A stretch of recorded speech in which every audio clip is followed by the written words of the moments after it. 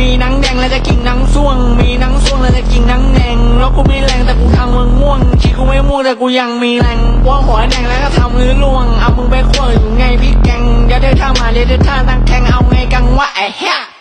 มีหนังแดงแล้วจะกินหนังส่วงมีหนังส่วงแล้วจะกินหนังแดงมีหนังแดงแล้วจะกินหนังส่วงมีหนังส่วงแล้วจะกินหนังแดงมีหนังแดงแล้วจะกินหนังส่วงมีหนังส่วงแล้วจะกินหนังแดงมีหนังแดงแล้วจะกินหนังส่วงมีหนังส่วงแล้วจะกินหนังแดง เล่นเหี้ยอะไรเนี่ยกูไม่สนุกด้วยนะไอ้สัตว์ ไอ้ยา